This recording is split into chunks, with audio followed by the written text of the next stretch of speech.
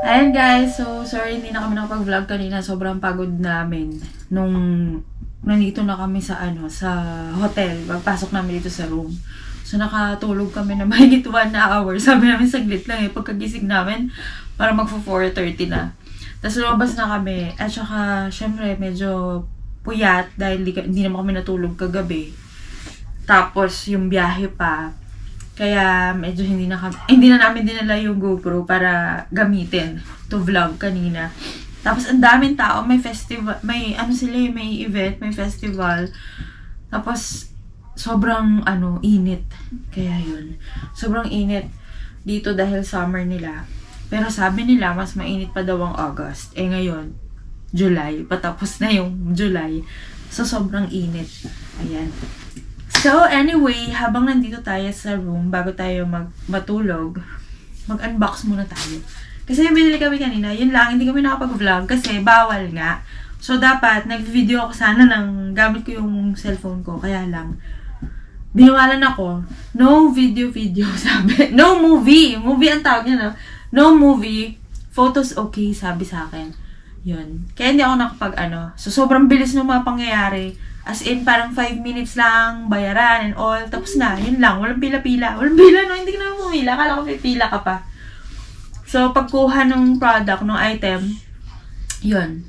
Sinabi lang about dun sa warranty and all. Tapos yun, bayad na agad. After yun, wala na. Tapos na. Gura na kami.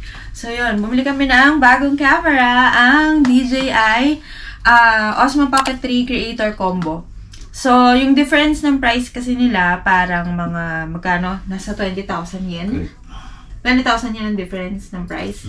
So, kung ang kukunin mo, yung unit lang yon. So, kung yung unit lang, parang mag-a-add ka lang ng 20,000 yen, makukuha mo na yung creator combo. Ayan. Na gamit ng mga content creator. And, at least, diba, creator combo na siya. So, mas marami kang magagawa sa, mas maganda siya. Kasi nakapackage na siya. Plus, kapag tourist ka, makakapag-avail ka ng tax-free. So, yun. So, na-less pa siya.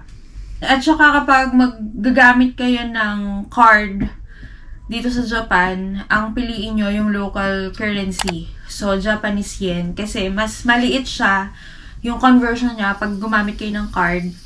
Compared kapag ang pinili nyo, Philippine peso. So, tuwing namimili kami dito sa Japan, ang pinipili namin talaga Japanese yen.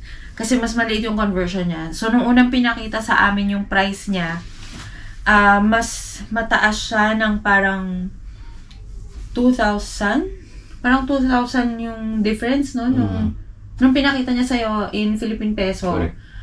Tapos, nung lumabas sa app ni Papa, nung na-charge siya, agad siyang nag-appear sa app niya ng credit card niya. Ang gamit niya East to West. So, yun. More than 2,000 pa yung difference na lumitaw. So, nagulat siya. Sabi niya, mas mababa pa pala yung price compared dun sa unang pinakita. So, ayan, i-unbox na natin siya. Actually, dati ko pa gusto talaga magkaganito. Kaya lang, nanghiram lang ako sa kapatid ko noon. Kasi yung kapatid ko, bumili siya nagpunta kami ng Hong Kong. Kasi nga, mahirap humanap dito sa Pilipinas. Maraming nagbebenta na second hand ng ganito. Kaya sabi ko kay Papa, huwag kang bibili ng second hand kasi ika-cash mo. Una sa lahat, ika-cash mo. Tapos baka mamaya maloko ka pa kasi ipapaship nila. Sabi nila, papaship nila. Kasi ang daming nag-member kami doon sa group ng, ng Osmo Pocket. So, parang ang dami nagbebenta. Tapos, may mga nagko-comment na scam daw yun, ganyan. So, nakakatakot din bumili. Tapos, second hand pa. Although, kung legit naman na second hand, nakakatakot din bilhin. Kasi, diba, iba yung style ng Pocket 3 Yung nasa swivel ba yung tawag na? Nasa swivel yung screen niya. So, yun yung nagiging problema. Kahit yung kapatid ko, sabi niya, yung napapanood natin sa TikTok, yung iba daw na palaging ginagamit yung pag-swivel nito, yung nagiging problema nila, nagsa-stuck yung, yung pinaka-screen niya. So, yan. Ang dami sinabi, hindi pa natin na, unbox. So, kaya niya-unbox na natin siya talaga. Love me or hate me, God knows it made it when he let his eyes on me. Yucky, ninini, get to know ya. Let me see Jack and God.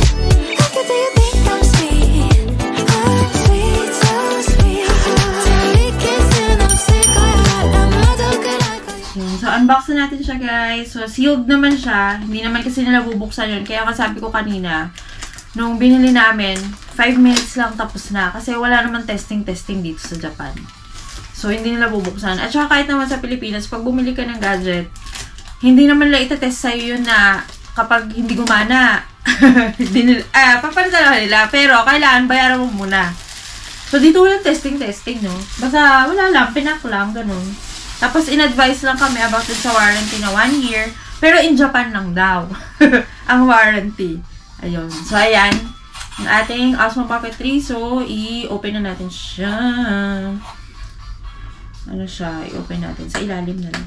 Ayan. Naka-tape kasi siya. So, sealed naman siya. Tsaka, ang maganda dito sa Japan, wala nang kuskus balungos. Pag sinabi mo na, I'll get this, ituturo ka na nila agad sa doon sa counter, ilalabas na agad yung item. Wala nang cheche-bureche na, do you wanna add any, ganyan. Sa atin, dahil pa, upsell ka pa ng kung ano-ano Tinapsel naman ako kanina. Hindi, tinanong ka naman. Tinanong ka lang, hindi ka inapselan. Na, di ba kapag sa Pilipinas, bibigay sa'yo lahat no? Papakita pa sa'yo, ganito po, ganyan. Dito hindi. Basta pag sinabi mo na, no, I already have, kasi ang tinatanong sa kanya, do you need SD card?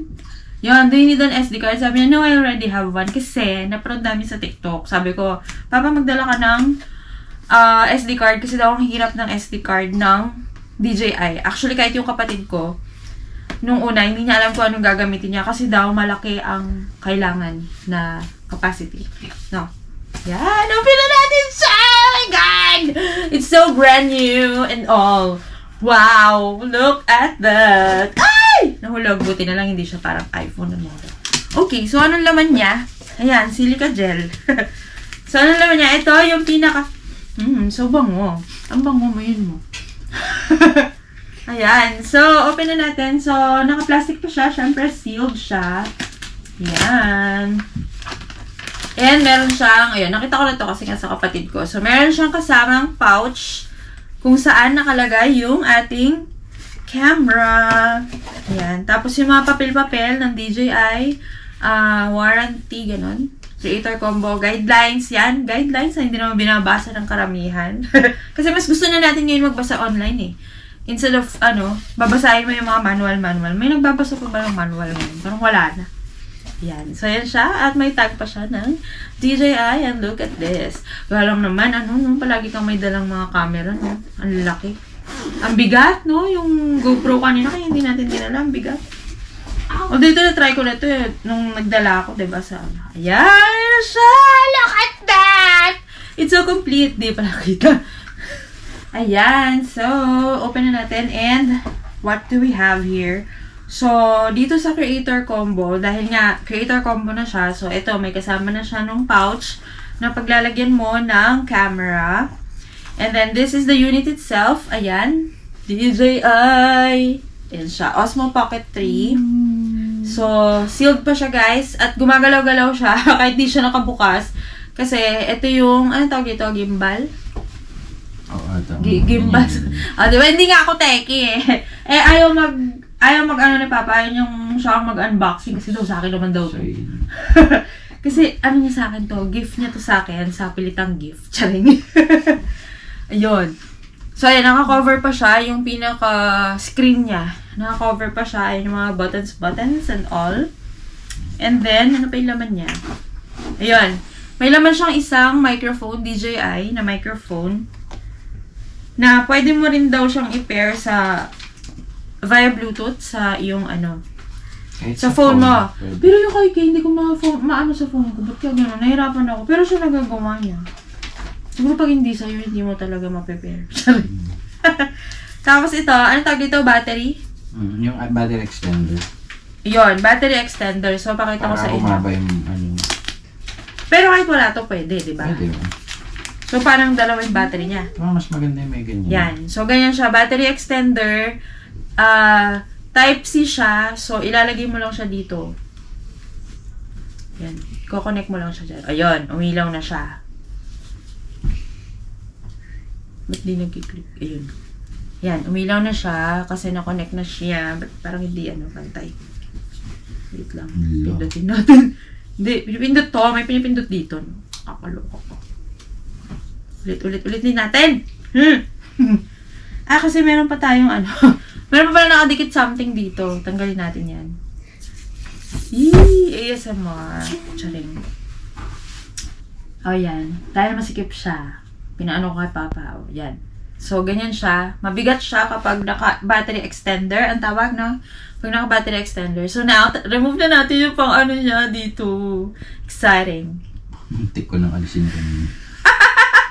Hindi mo inalis. Talaga ako yung pinag-aalis mo, no? Ayun siya, guys. So, nakikita nyo, charging siya 51%. So, kasi nga, ito nga siya. So, pwedeng wala to. Pag, kunwari, umalis kayo, tapos ginamit niyo siya, okay, nasa bahay lang kayo, ginagamit niyo siya, wala tong extender ng battery. Pero, pag lumalabas kayo, yun, dalhin niyo siya para ma-charge nyo, para mas mahaba yung buhay ng inyong camera. Para siyang may sariling power bank. Yun. Diba? Hindi ako take. Ako pa yung pinag-i-explain. Yun. And then, after this, pawak mo nga muna. So, meron pang ano, ano ba yan? Tapos, ito, yung tripod niya, and, anong tawag dito? Ito yung pang ano pang connect dun sa tripod niya. Anong tawag dito? Hindi ka nagbabasa. Alam mo, ayan, yan. Yan, andito pala sa likod. Hindi mo magagamit. Why? Kailangan may download yung app. Oo nga, ito download mo nga yun. Tinakot pa ako, hindi ko ito magagamit. Tapos, galing ng charger. Ayun, handle with 1/4 thread. Ito siya. So, ito, i-connect mo siya dito sa mini tripod para pag ginamit mo siya, maitatayo mo siya ng maayos. Kagaya nitong gamit kong GoPro na to, masyadong wide yung paa niya. Hindi kasha. Ayan, so ganito siya. Ayan, pack, diba? Tapos, lalagay mo to, isuscrew mo lang siya dito, may thread siya. Yan, make sure lang na mahigpit yung pagkakalagay kasi baka mahulog. Oh my God, you're precious, Yan. So, ganyan siya. So, pag nasa labas ka, pwedeng hawakan mo lang na ganyan. Pag ilalagay mo sa table, yan, lagyan mo ng ganyan. Ayan. So, download mo yung app ng DJI para magamit mo siya. Yun. And then, so, kasama itong isa na yung microphone. Wireless microphone ng DJI. Asan? Ayun na, mag-download. Okay. Loading niya pala. And then, meron din siyang kasamang magnet. Para kung ayaw mong i-clip itong microphone sa damit mo, so, pwede mong gamitin yung magnet. So, idikit na natin yung magnet para hindi na tayo mahirapan kasi hindi naman ito matatanggal dahil magnet nga ito. Yan. So, idikit na natin siya. Ayan siya, yung magnet. So, ididikit lang natin dito. Diba, pak? Dikit na dikit ang magnet ay na matanggal. Ano ba yan? Ayun. Diba? Pak. Para kung ayaw mo siyang i-clip sa damit mo. Diba? Pak. Dikit na lang natin dyan. Okay? Tapos yan. Tapos yung wind muff. Sana yun? Yan. May wind muff din siya na ilalagay. And then, meron na rin strap for the camera.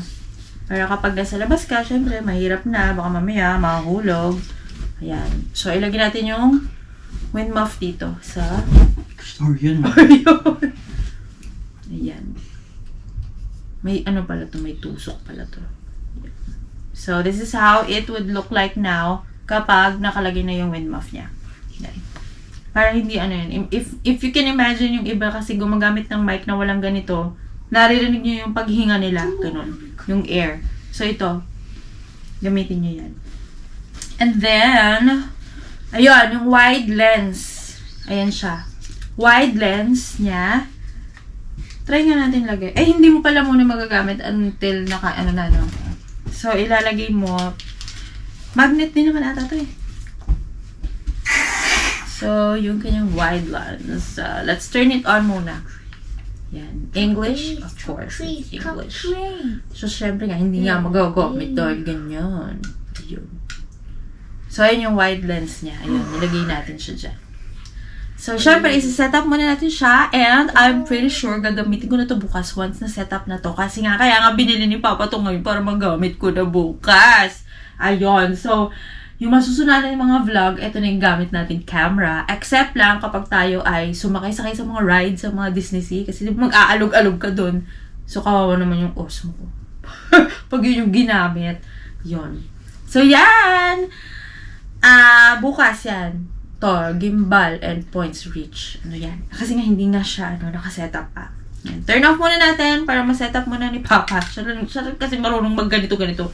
Ayan. Ayun guys, so bukas na lang tayo mag-room tour kasi medyo pagod na kami. Hindi medyo, talagang pagod na kami. So, namili na kasi ako nung ilang, kanina, mga pasabay sa Don Quixote.